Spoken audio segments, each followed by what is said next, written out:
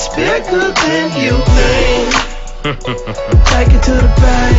G. Oh, you can keep the change. We got a legend in the building, y'all. We got a legend, man.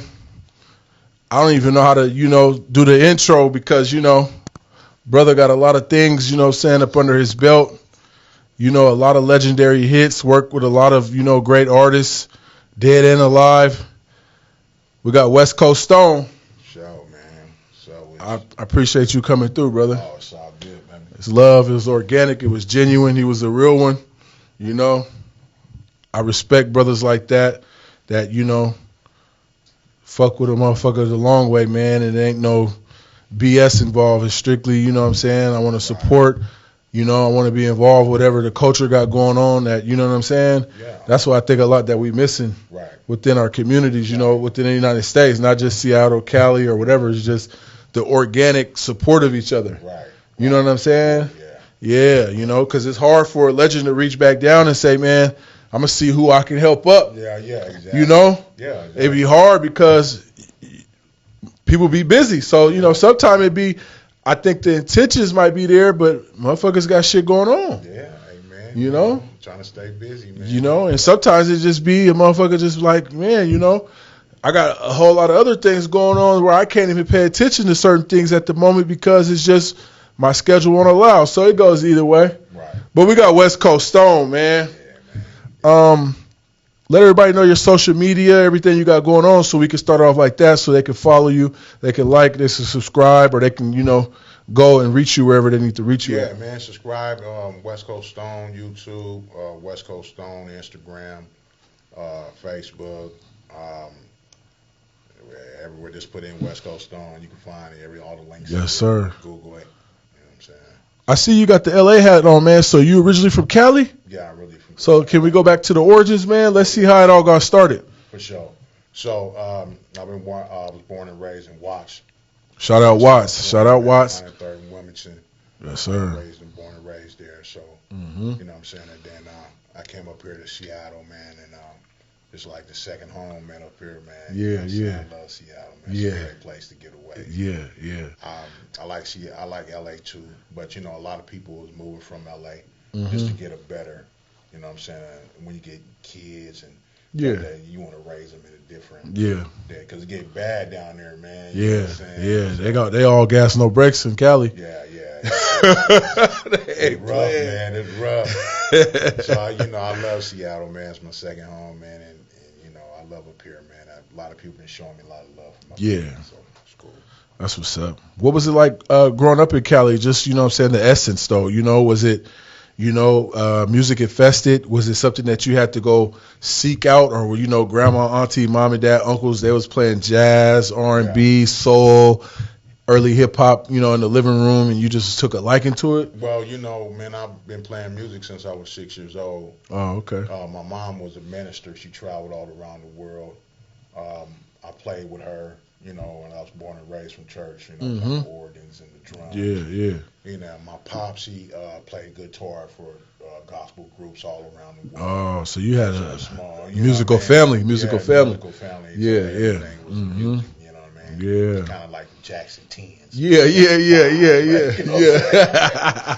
Yeah, but it was cool, man. I love it, man, So 6 years old, I started playing all the different instruments, and I remember in church, man, I was playing in church, man, and every week I would play a different instrument. Ooh, multi-talented there. Yeah, you know what I'm saying? So I played 17 different instruments. 17?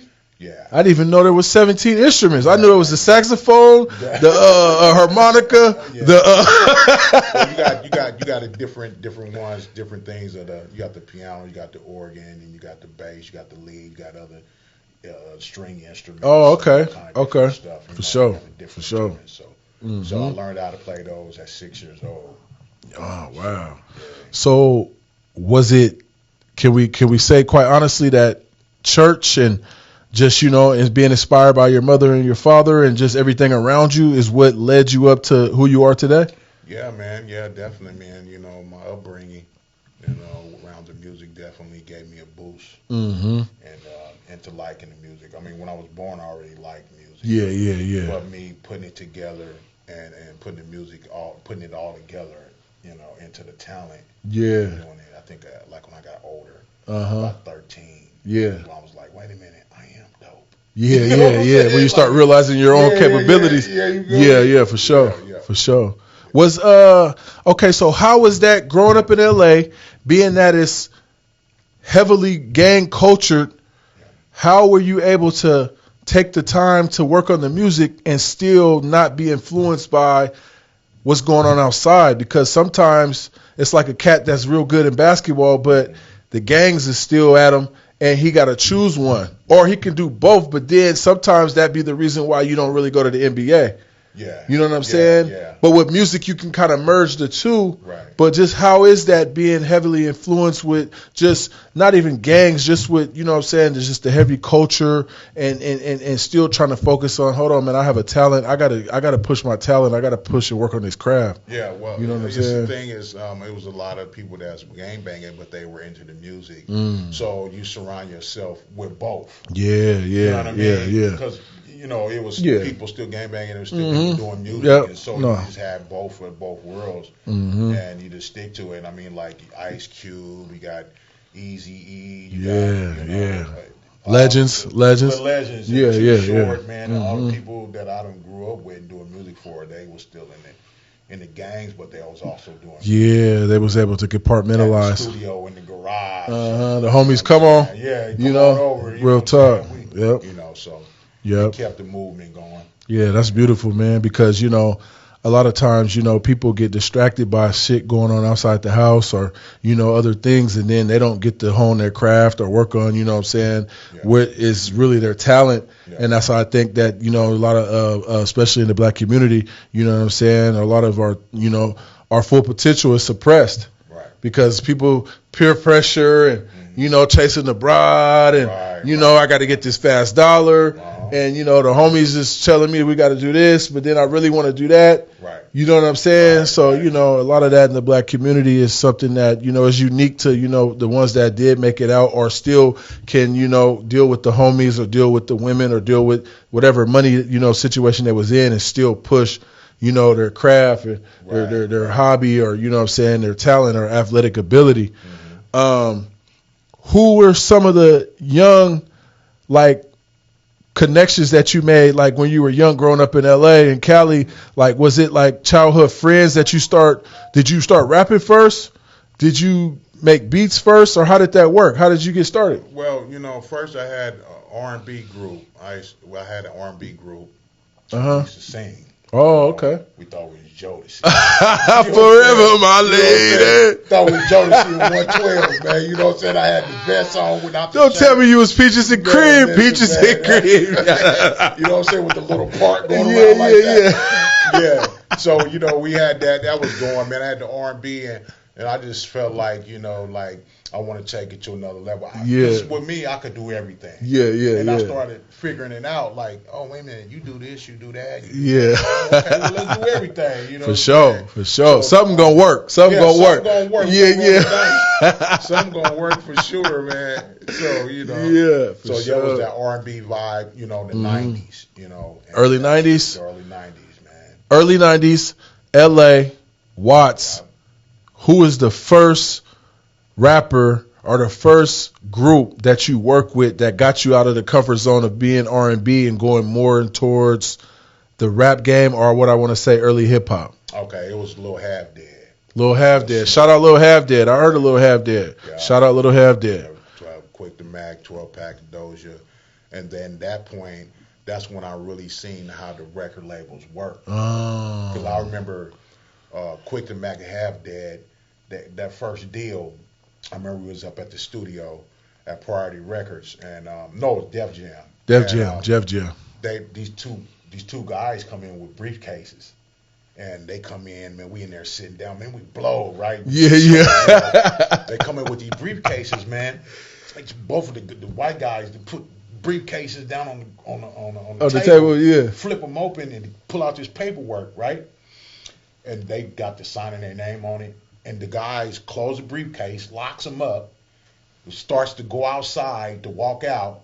Soon as they walk out, man, like a couple seconds later, They start bringing in these platters of food. Oh, man, it was like man. women from everywhere. It was like a flock of them all just came in the door all at They one tried time. to get y'all. They said, let's make them hurry up and forget about what was on that paperwork. Yeah. Let's get them, with the rap life. Let's engulf them into the rap game real quick. Man. So that was the first time I seen the game for the music that I seen. It was like, man, I was like, oh, this how I go? Yeah. This how you sign the contract, man, and everything that's coming the door? Damn. So, yeah, it was. But you don't know if you're selling your soul, if, you owe them 10 albums. Yeah. If you owe them a lifetime contract, if they own your masters, your publishing, because a lot of cats, like you said, sign it, close it, they gone. Now they're about to blind you with what you're supposed to be. Yeah. And you don't even know that you're a slave to, that what's in that black and white. Yeah, because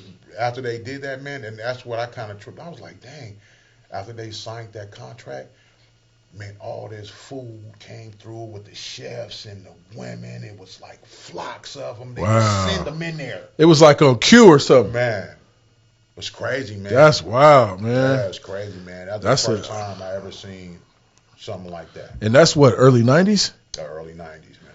Wow. So from there, you identified how the behind the scenes worked, and you didn't obviously get discouraged by that. You said, but I'm going to figure it out my way. So what were some of the early beginnings of you becoming, legendary, solidified, what I call super producer, because you got some nice, artists and guys up under your belt, and probably women too. But how did that go? Yeah, one day I was at my auntie's house, and she said, hey, nephew, she said, guess what? I said, what? She said, Rick James want to talk to you. Rick James? I said, Rick James? I said, Rick James, man, he the funk of the funk, right? So I'm like, okay. She's like, you don't be around at this time. He want to talk to you. So at this time, Rick James was still in the penitentiary. Yeah. So I got to talk to Rick James, and when Rick James got on the phone, he talked to me. He said, hey, man, youngster. He said, man, you got something. He said, man, the music that I hear you doing, you got something. He said, man, when I get out, I want to work on a record with you. I'm like, me? You know what I'm saying? I'm like, cool. This Rick James, man. Yeah. He want to work with me, man. You know what I'm saying? And then he said, man, you got something, man. We said, whatever you're doing, don't stop. Keep that sound. Yeah. Whatever you're doing. And unfortunately, man, like maybe like a little couple years, you know what I'm saying?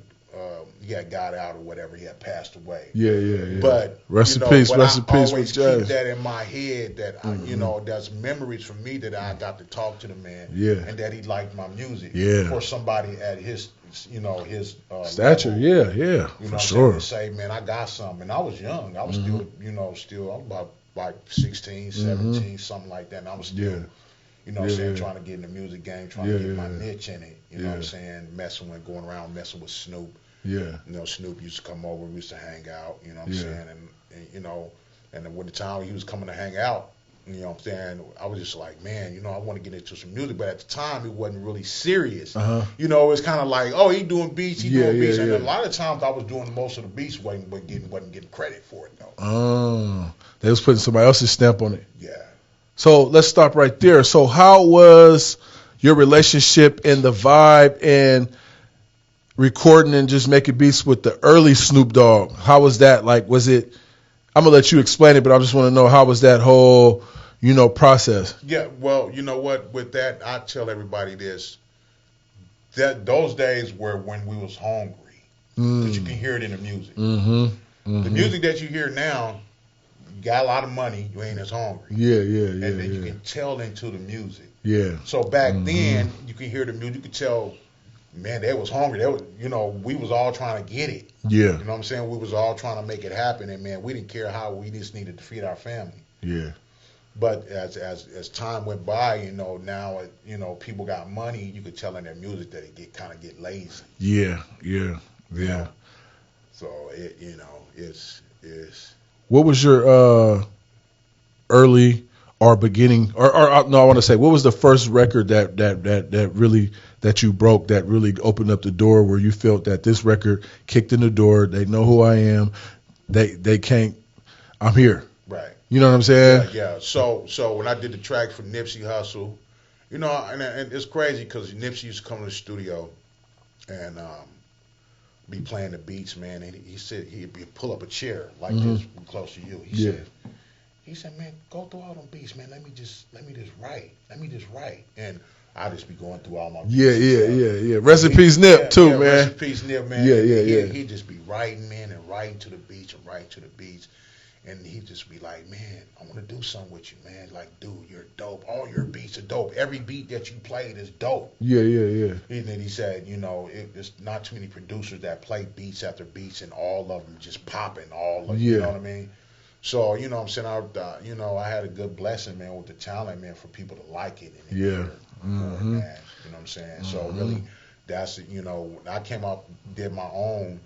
Because, you know, I used to be in the streets, man, with CDs. Yeah. Because I was like, man, I'm going to get my music out there one way or the other. Yeah, for sure. I used to have CDs, man. I used to give people CDs with the beats on them with my phone number at the time. Yeah. Holla at me.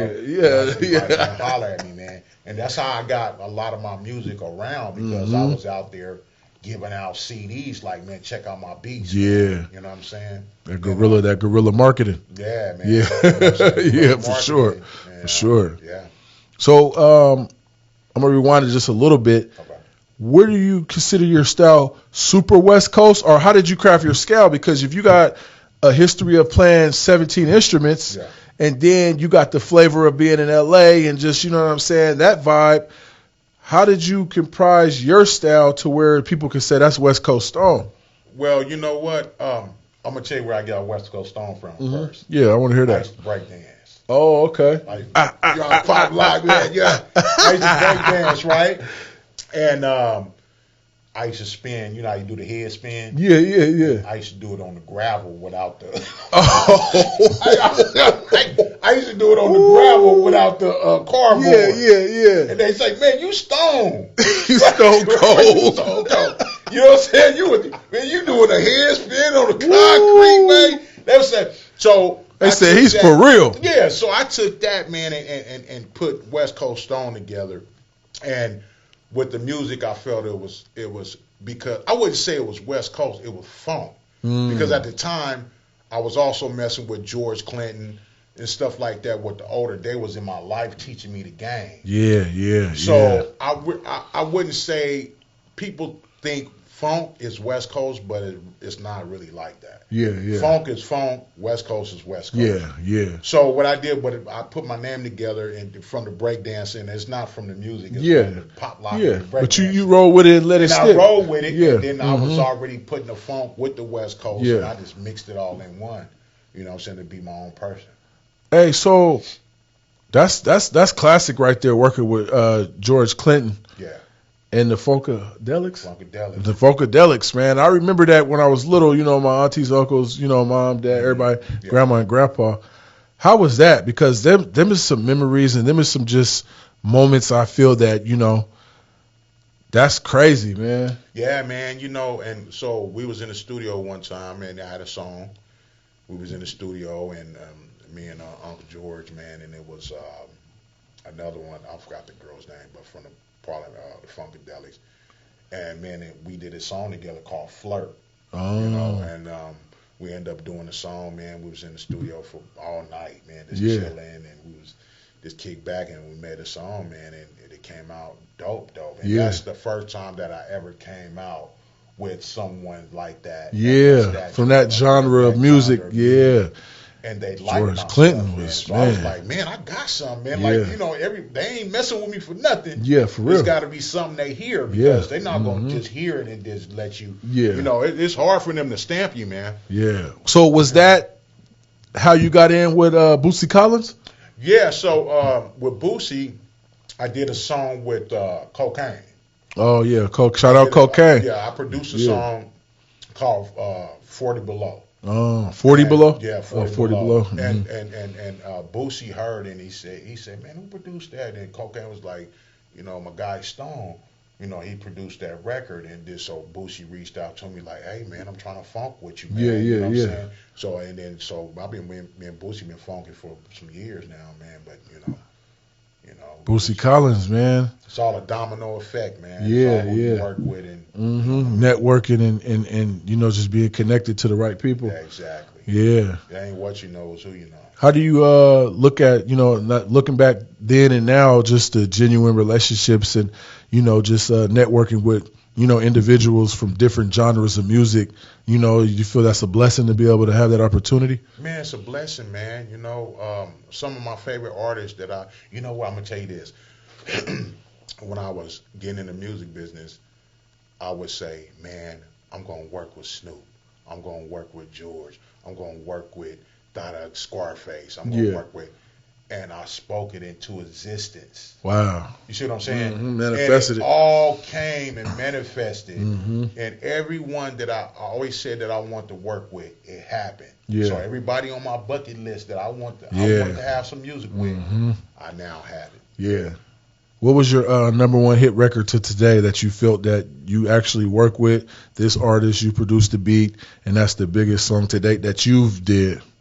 Man, I think the Flirt with George Clinton, and then I got a couple more with Bootsy. I got a few with Bootsy. Yeah. That's out. Yeah. And then I got another one that's coming out with Bootsy, Wiz Khalifa, and Snoop. How is it working with Wiz Khalifa and Snoop, man? Do they try to smoke you up under the table, or is it just some roll up your own at your own pace? Man, them dudes smoke, man. I remember he used to bring his dog. He had that, back in the day, he had that song called. He was rapping about his dog, and that song I got a pit named Peach. Oh yeah. So he had this dog. He used to come over in his blue Suburban. He had this little dog, man. He used to come over, man. And one time he brought this weed. He was like, and by the time that back in the day was called Tie on the Stick. Oh, I don't know if you know about nah. that. Yeah, it was called Tie on the Stick, man. With some weed, and it was on a toothpick. And the weed was tied around the toothpick. And you just light it? And you have to break it down. It was so sticky, man. You have to break it down, and it was on fire, man. You know what I'm saying? That dude was smoke. He blow, huh? Man, Snoop would smoke you under the table. I couldn't even smoke no more. They was in the studio talking about, bass man. I had the bass sitting up on the couch like this, man, knocked out, man. He talking about, bass man, wake up, man. We partying, baby. No, I'm like, man, shit, I'm burnt out. You smoke me under the table. Oh, man. Time to go to night. Them is moments, man. Them is memories. Yeah, memories, man. Memories. What, so when you first noticed that whatever I got going on in the music game or in the music industry, producing or whatnot, is bigger than, LA? Man, I think once I got to doing, man, with like I said, with like the Snoop thing and the Boosie Collins and the Nipsey, I figured like, oh, okay. And then I started doing other stuff with like Scarface and Red, man. I got songs with everybody, man. Man, we're going to have to go down the list, man.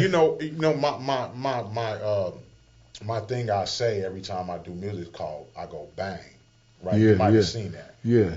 So like, Scarface will call me on the phone, bang. I'll be like, "What's up, man?" You know what I'm saying?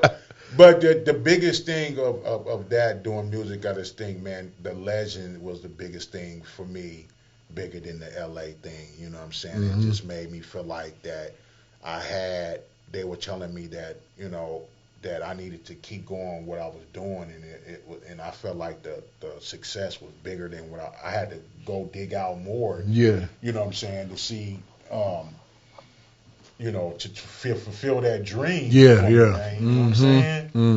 And so, How was did you ever make it out to Jersey or the East Coast to deal with Redman, or was it kind of like make the beat, send it? Or how was those processes working back then when you dealt with him? Or did you ever make it to Texas or Houston or Yeah. To, so with Redman, I did a song with Trick from Detroit. Shout out to my boy Trick. Yeah. Shout out Trick. I did a song with him. He's a good brother of mine, man. That's my guy, right? And he had a couple songs, man. He was like, man, this is a banger. He's like, man, I'm getting Redman on that motherfucker. Real for real. So he ended up getting Redman on the song. Redman ended up giving on the song, but Redman reached out to me like, Hey, that's why Redman called me Stone No Quantize. That's Redman got a name for me, right? Yeah. He called me Stone. He called me West Coast Stone Yeah. No Quantize. Yeah. So, 'cause you know I don't quantize my music, man. Yeah, You know, yeah, you got to yeah. keep it sloppy. You know Yeah. about it, man. So I don't mean to cut you off, but after you get through finishing that, explain what quantizing is for this new generation or people that don't know. Yeah, so quantize is when you're trying to put the beat, you know what I'm saying, you put it together and you're trying to make it keep on, you know, without falling off.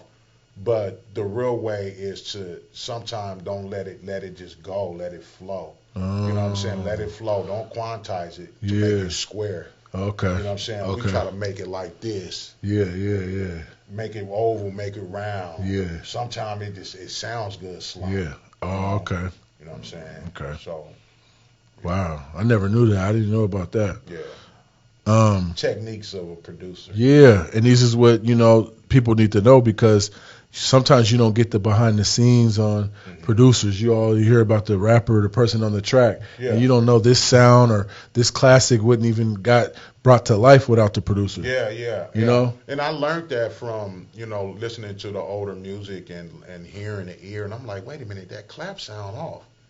But you got 3 or 4 claps on top of each other to make it sound like, instead of clap, it's like, yeah. see what I'm saying? Okay. So You know, it makes yep. it bring, you know, makes it breathe on the beat. Yeah. So it's all about filling it up and giving it a little more soul. Yeah. You know what was your experience with Scarface? Because, you know, he's legendary, Ghetto Boys, you know, and I got to hear that story, however it went, however you worked with him, you know, whether personal or, you know, just putting it together, you know. Yeah.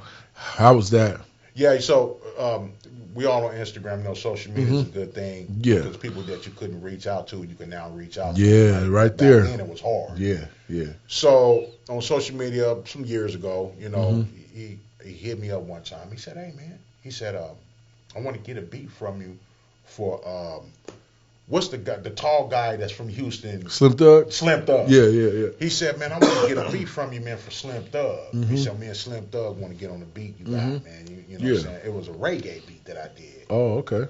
And so he heard the reggae beat, and then he's like, hey, man, I want to do some stuff with you. So he say, you know, I got the, what's the baseball team out there in Texas? The Astros, Houston Astros. Yeah, he said that he had some people ready to build a studio, and he said, man, look, I want you to be one of the producers down here. Oh, that's you know what I'm nice. saying, to help me to produce with me, you know what I'm saying, produce some records, because I like your style, I like what you're doing. We can both get together. So that's how we end up, you know. That's what's up. He heard the music, he felt it, he reached out. Yeah. You know what I'm saying? And That's it was what's like, up. man, he see the real with the real, like you said, the real with the real. Real talk. That gang. Yeah, you feel me? He seen that gang, organic. and he's like, man, look, we can put something together. We can do something together. So, you know, we became close, man, and like, you know, we talk all the time, man. That's what's up, man. Together, yeah. That's organic, you know, and that's genuine, and just, you know, being able to network around the board. Right. I feel it's, you know what I'm saying, that's what more we need to have in our community, because it seems like you got, you know, what they call the culture vultures and people that are taking advantage of it when we really need to be working with each other. Right. You know what I'm saying? And on multiple levels, though. Yeah. I ain't even talking about music. I'm talking about in the community, real estate. Yeah. And, you know, like how, you know, you got Braun and them guys, you know, being their own agents and getting players versus, you know what I'm saying? Yeah, so, yeah. you know, because that's the only way that you're going to keep the black economics rolling. Yeah, we got to keep it rolling. You know what I'm man. saying? And dealing with each other, you know? Yeah. Start having supporting the businesses and supporting our people's business and Real and talk. stuff like that, man. And so what I did was, I got tired of asking people to do videos for me, right? Oh, okay. So what I did was, like, I took a course for about 2 or 3 months on how to do videos and do movies. Oh, so I wow. bought my own equipment and drones and all that stuff, and I started shooting my own film and videos and stuff, man. Yeah. Started just having my own business. Self-made, man. Yeah. Self-taught. You know what I'm saying? That's what I man. brought these hoodies out Yeah, for. exactly. You know what I'm saying? Because sometimes you got to do that. Yeah. Because sometimes when cats think you're green, they're going to take advantage of you the whole way. So hold on. Let me pause for a minute. Put about, you know, like you said, 90 days out of my program, and let me go back and go to school. Yeah. Go learn. Myself, man. Real talk. And now, you know, I got my own stuff. I can shoot a video. I can do whatever I want. And now I'm doing that. I got my clothing line coming. And, I got my merch and stuff coming. So I'm just, you know, it's all Let's talk about that. Let's talk about the merch and the clothing line, man. Shoot the website out where they can find it, but let's talk about what it is and how it came to life. Yeah, man. So if you've seen on my Instagram, I got people pop locking all across the world to my music. Oh, okay. Talk to me. Yeah. So what I did was I got a pop locking brand. Oh. The clothing. Yeah. Pop lock music clothing. Yeah. Oh, okay. Because I got overseas, I have a lot of all my fans are like overseas. That's big right there. Yeah. That pape coming from overseas, man. Man. So they gravitated to that, man, and with the pop lock. So I started doing that. Started getting the clothing for the dancers, and it's still all intertwines with the music. Yeah. So, you know what I mean? So that's where can they find that at? www.officialwestcoaststone.com. Yeah, y'all go follow that. Y'all go purchase everything you got going on. If you don't know what pop locking is, go on YouTube and learn it so you can pop lock. Man, you know what I'm saying? Hey, you know what I like to say? Ready for the world to stand up on the wall looking like this?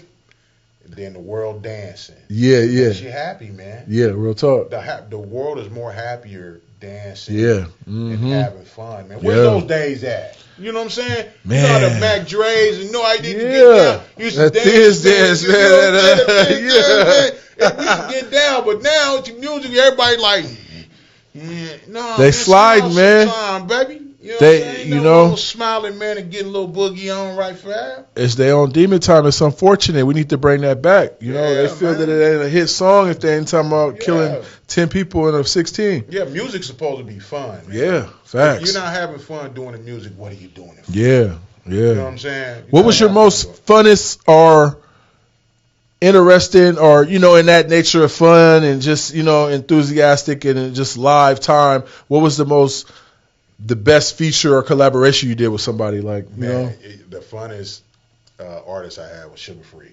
Sugar Free, I gotta hear Sugar Free, my player partner, man. Man. Shout out Sugar Free, man. Yeah, man. Sugar Free, man. He's so much fun and he's talented. But he makes you laugh while he's rapping. Yeah. He'll say anything off the wall, won't he? Off the wall. You be like, what he say? Man, but it's fun, and I like having fun with the artist when I'm making music. Because that's a good spirit, and that makes me bring out the best in me when I'm producing, right? Yeah. And that's the thing I talk about too: emailing beats and really officially in the studio with someone. Yeah, it's the difference. You know what I'm saying? Because the email is cool; you can send a beat and we rap on it, yeah. But when you in there feeling the spirit with someone, connecting in the same room, is different. Yeah, and the music comes out different. Yeah, comes out better. You know what I'm saying? In my opinion, it does. We want to go and it's time to give some game, man. Okay. You West Coast Stone, you've been in it, you know what I'm saying, from the 90s until today, which is a beautiful thing.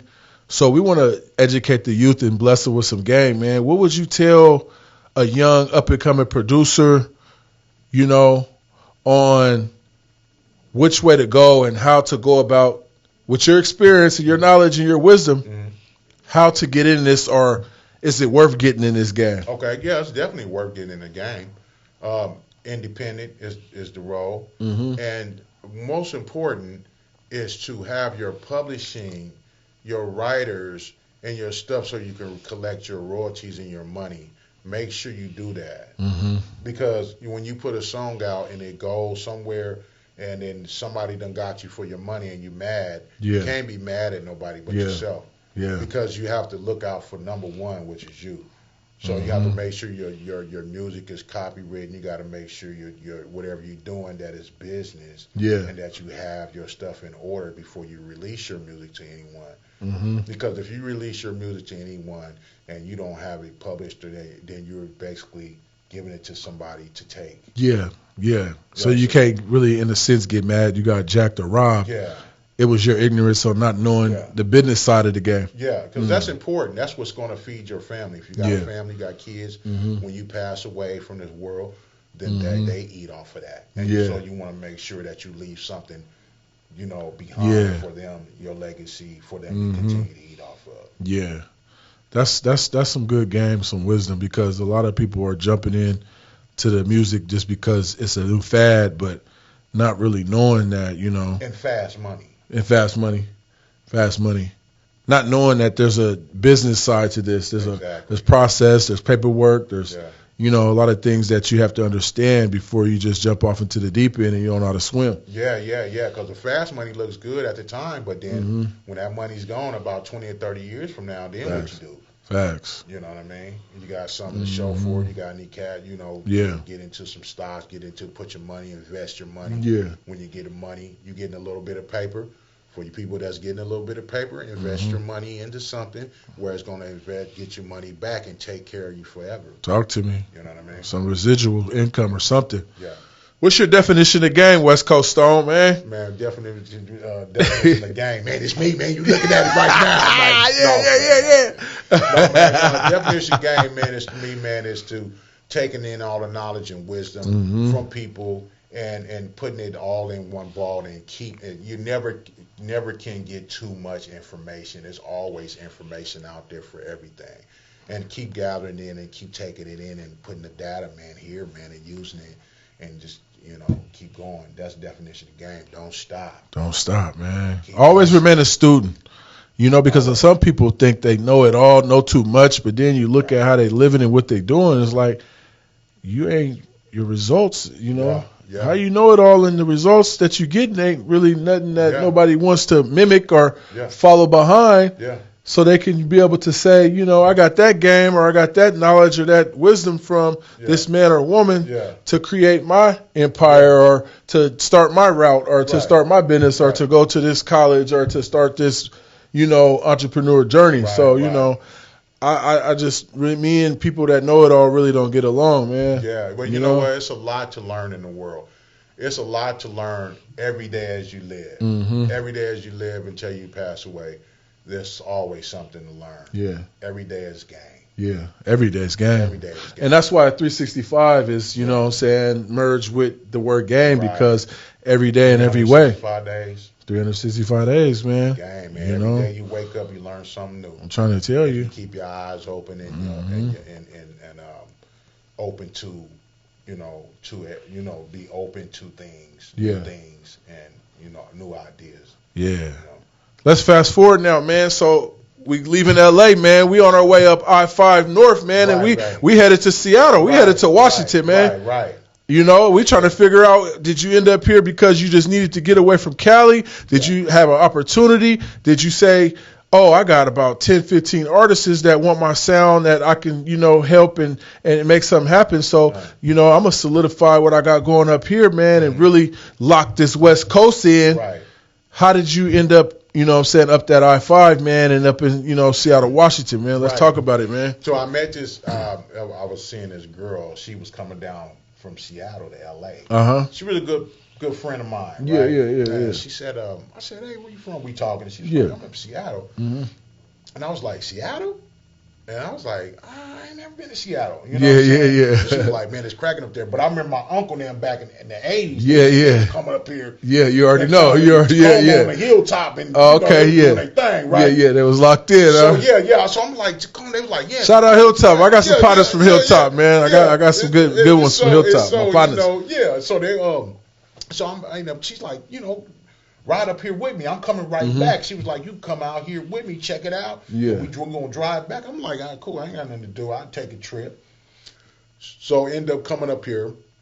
I end up meeting one of these guys named Casey Greenlee. Shout out to Casey Greenlee. And I met him, and he was good friends with E-Dog. Okay. E-Dog, shout out to E-Dog. And then E-Dog had introduced me to Mix-a-Lot. Oh, okay. Mix-a-Lot was the first person that ever bought a beat from me, and it was a nice check. Good shout out to Mix-a-Lot. Shout out Mix. He didn't cheat me, man. Yeah, that's good. So he was the first person in Seattle to ever buy a beat from me and gave me a nice chunk. Oh, that's what's up. That's what's up. And so I end up, I was like, oh man, there's some money up there, man. Yeah. This is cool. Yeah. So end up coming back and forth, man, and man, I just end up staying because, like I said, I wanted something new. Yeah. I wanted to be somewhere different, and people was nice out here, man. Yeah. And, they accepted me because at first they was like, man, they don't like dudes from LA up there.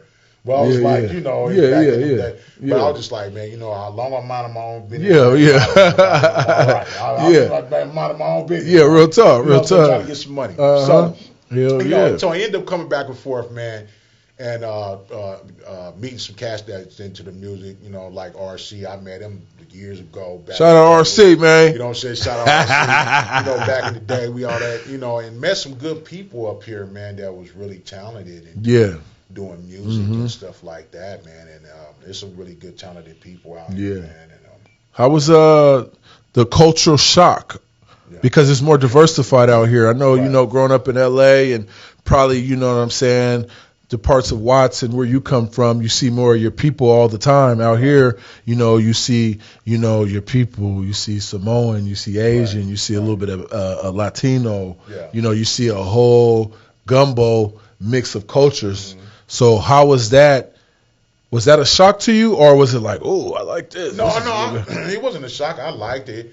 And I think they liked what I was bringing to the table, too. You know, my sound and how talented and versatile I was. Yeah. Because I just don't, I'm West Coast Stone, but I don't do just West Coast music. I do everything. I do jazz, do gospel, do R&B. Oh, that's what's up. How do you get an ear for that? How'd you get an ear to know what you just be knowing? Like, it's just certain, it's them instruments, ain't it? Knowing what to lead with, ain't it? Yeah, man, it just, man, you know, like I say, man, it's a blessing from God, man. Yeah. He blessed me, you know, to have an ear to be versatile, to hear all the music from all corners.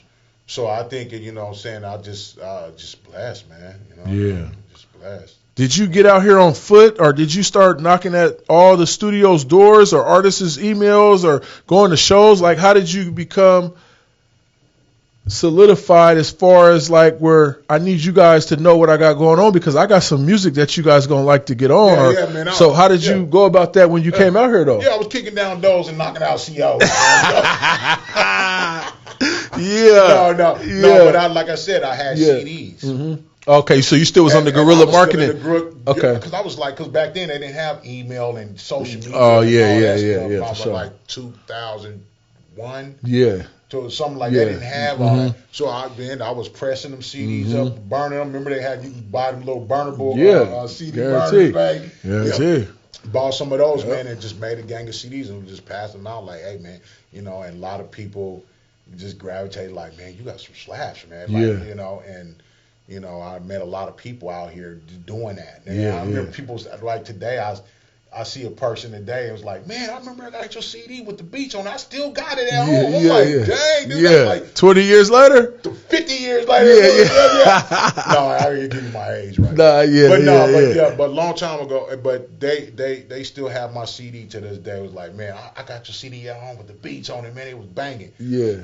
And so I just started doing that, singing hooks, man. And, you know, I rap too and I sing too. And people just gravitated on it. That's what's up, man. Yeah. Was there anybody that you like to work with out here that was just more interesting and just fun to work with out of majority of the people, or was it kind of like a little bit of everybody? Depends on, you know. Yeah, it was a little bit of everybody, man. Some people I had closer things working with. Shout out to Soprano RP. You know, he's a good dude, man. I did a lot of music with him, and you know, it's a lot of rappers out here, man. Too many to name because I'm on so many projects. Yeah, that's what's up. That's what's up. But, stay working. But, you know, there's a lot of good people out here that can rap, man, and had talent, man. Yeah. Man, we were just linking it up, man, in the studio, getting it going, man. You know? Does producers go on tour with artists, or you guys just kind of like post up in the studios and stuff? Like, how is that? Like, you know, because I know they take their manager on the road with them. They take, you know what I'm saying, whoever, if they're the label or their homeboys with them. But do you have any stories and experiences on going on tour with artists and stuff like that? Yeah, man. I went on tour a lot of times, man, with a lot of people.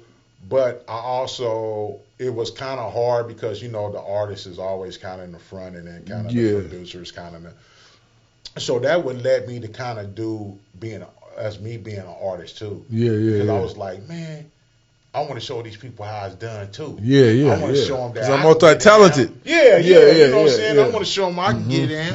You know, I want to show them I can sing. I want to show them I can rap.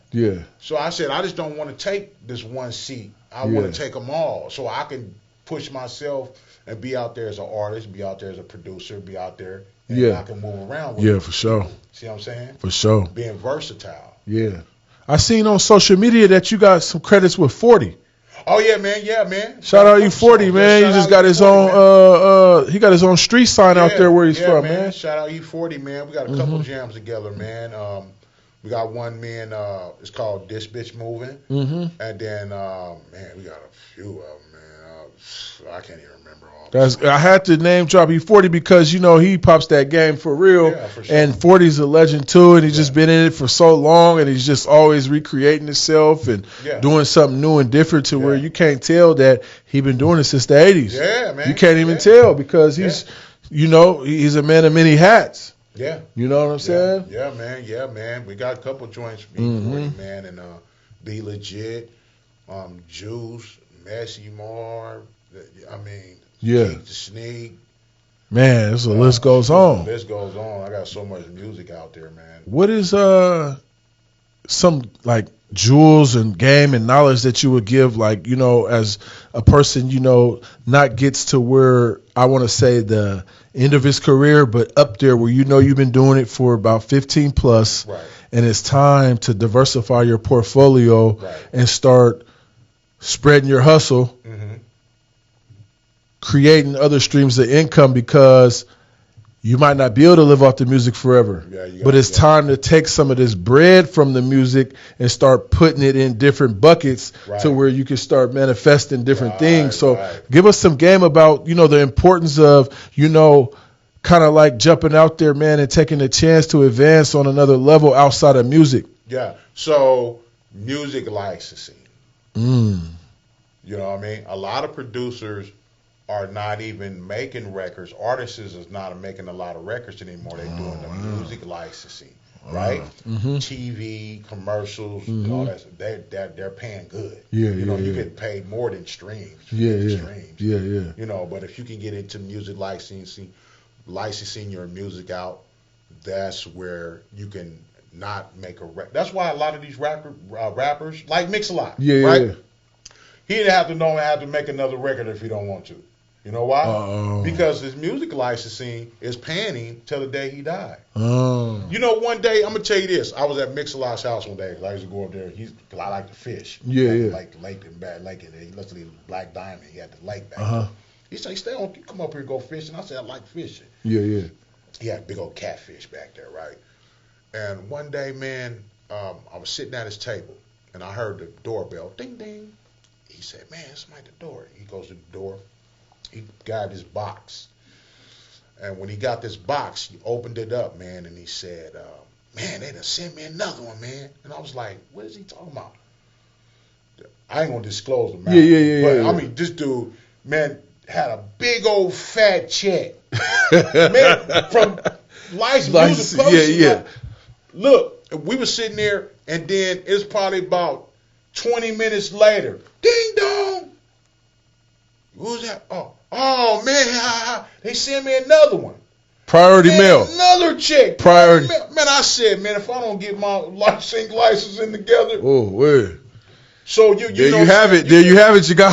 Man, I seen it for my own eyes. Live just off your the publisher, the sync license. I know what you're saying. Because that means they can get you for commercials. They can. That's why everybody can. You know what I'm saying? Nicki Minaj is using Baby. I know what you're saying. So he don't have to make another record if he don't want, man. And he could just sit back, man, and gain that money. And I haven't heard him made a new album in a long time. But he's living good. So that ought to tell you right there. And that's what counts. You know what I'm saying? And that's what counts. So the sync license is the way to go. If you can get someone to believe in you and to believe in your music, because you have to have someone that believe in you and believe in your music, not to get you or to mess over you. You have to have someone that believe in the same dream you're believing in. Genuine support system. You know what I'm saying? Exactly. And then you could be able to go far, and they could teach you the way and show you the routes to go. What has been the negatives, like the snakes, the jakes, and the fakes? How have you avoided them, or how have they shown you that you need to have those genuine support systems, teams, managers, business partners? Because We can't always act like everything goes good in this game. Oh, yes, There's exactly. always these frauds and part-time broads that, you know, want to backdoor you for your stardom, your position, your bread, or get up under you because, oh, I don't got to get no money from Stone, but I could just kick it and go on and be in the studio and hang a fly on the wall and meet Snoop. Exactly. You know what I'm saying? No, so, let's talk about that. So the thing is, man, like I say, it's having the right support system. I go by the spirit. You see what I'm With saying? your energy, what's important. Because the spirit, it has you to know who you messing with and who not to mess with. Facts. And it's like this, man. You got to keep God first in your life, first foremost. You know what I'm saying? Because you got to let the spirit lead you into people. And then when you don't let that happen, you can find yourself in different situations. And not let the spirit lead you with people. So for me, I have to let the spirit lead me with people because the spirit's going to let you know if it's good or if it's bad. Facts. You see what I'm saying? Facts. No, you know, I get that intuition like, oh, man, that shit. No, I didn't go over there last night, man, because I had a gut feeling. And it's like, man, I'm glad you didn't come over here, man, because it went down. Real talk. Because that's the spirit guiding you, man. When you have that in your life, man, we got to also keep that first in our life. You know what I'm saying? So that's been helping me. That's some good wisdom. That's some good wisdom because a lot of times people, they have that intuition, they have that gut feeling, but then, you know, don't listen to it, ignore it. Because they're so busy trying to satisfy others. And that's where the word peer pressure, you know, always derives from because people can make moves based upon their own recognizance, but it's like I'm trying to, you know, make her happy or make the homies happy. And then I got 25 years now because you made the homie happy. You feel what I'm saying? Not a homie with your girl. And now they got, hey, real talk. Now you homie with your girl. Hey, man, and they sent you $1 on commissary. $1 on commissary. You know what I'm saying? I get some ramen noodles, man. I'm trying to tell you. Yeah, man. They turned the phone off. The number ain't even the same. Man, West Coast Stone, man, I appreciate you sliding through, man. Oh, man, no problem. Legendary conversation, classic, you know, one for the books, man. Sure, man. You guys go out here and support West Coast Stone. Last question, man, before we go. Right. Give them any new projects, anything that you need them to follow, subscribe, pay attention to, look at now, man. Let them know so they can know what to look out for and where to find it at, man. Yeah, man. So I got a couple. I just released a Christmas album. That's pretty knocking, man. Go check that out. It's called Christmas Funk. You know what I'm saying? And then I got a Stoners music album. Like if you want to smoke, man, get down. You smoke. You know what I'm saying? I got Stoners music and I got pop lock music, man. I got some stuff coming out with Boosie Collins. I just dropped a single called Never Alone with Boosie Collins. So I got a lot of stuff. So if you just go, I mean, I got so many, I can't even remember all the record albums that I have. You working, man. Yeah, I'm working. So, but if you go to West Coast Stone, man, and Google me, man, everything will pop up. Apple Music, Tidal, Pandora, Spotify. I'm on all that, man, and go check that out, man.